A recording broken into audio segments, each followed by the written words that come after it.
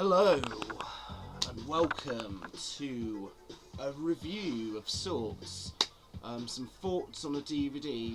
A few months ago, I went to a local wrestling show put on by the CSF, the Combat Sports Federation, and I brought a DVD at that show because I was so impressed by the action. It's called Redemption. It was a card that had 6 matches on, and I think it took place in March. It seems like a federation that has their certain wrestlers. I don't know if they're freelance wrestlers that go off to other promotions, but Pac once wrestled for it, for instance. And it has a lot of good characters and some interesting wrestlers. I don't know how long a lot of them have been wrestling, but some good action nonetheless available there.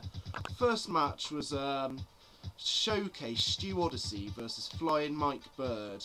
Flying Mike Bird's kind of just a babyface high flyer guy. It's a bit generic, but it's still pretty good.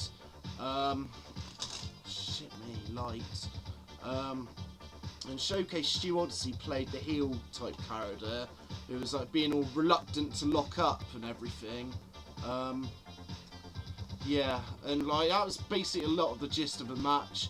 It was alright, just a few bits of technical stuff. Flying Mike Bird did a few nice missile drop kicks and a nice suicide dive and whatever. It was okay kind of match, okay opener I guess. Next was a triple threat. Styro versus Robbie Everest versus Lee Class.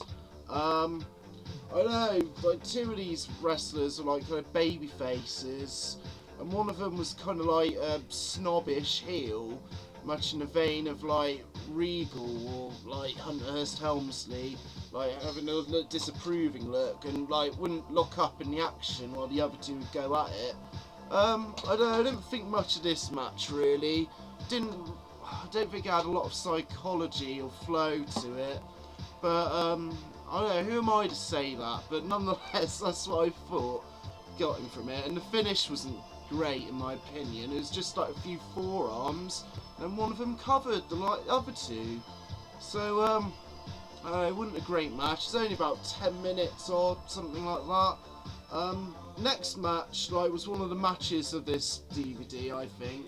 The Valley Boys versus Team Hate, and that's Team H8, hate spelled like that. This was great. It started off with an outside brawl, lots of chops. Team Hate simultaneously doing that thing that Kenta Koboshi does, that mad slapping chops. Some real good stuff in this match.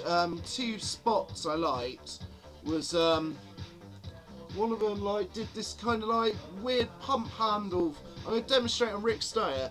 Did this pump handle thing like that, yeah, and then just dropped his body like that, so it's face first. There's a lot of unprotected moves by a lot of the wrestlers on this card, I have to say, so I don't know, some of it looked pretty dangerous. There's another great thing where there was a leapfrog over a wrestler, but the other one caught him and power bombed. That was a great spot as well. And it was a good match. Hopefully they could build on their tag division, because their tag match at the show I saw them at Taunton was one of the highlights as well. But after this match, one of the members of Team Hate turned on the other member and said, "Oh, we've beaten everyone, now there's only one more left to beat," and super kicked him to the corner. And it just, I don't know, it seemed a bit of a sudden heel turn. I think he could have drawn it out by saying, "We've done well, we've won this match again," then, but after all, it was me holding this team all together. We almost lost because of you, blah blah blah. And the other one could be pleading, saying, "Why are you saying this?" And then, bam, heel turn. Adds more heat in my opinion, but who am I to say nonetheless, I haven't worked in wrestling. This is just from what I've seen. But yeah, they had a bit of a brawl and officials came to pull them apart and that.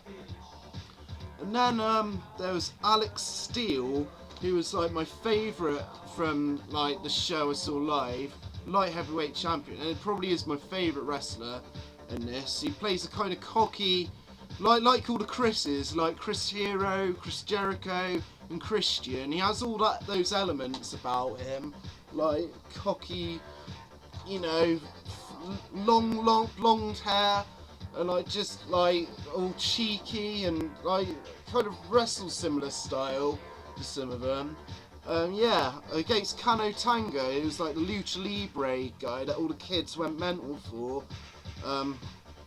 It's pretty good, like just pretty good high flying in its own right. This is like one of my other favourite matches on this card. Some good stuff really. Just lots of like fast-paced action, lots of near falls. I always like the near falls, as you can probably tell.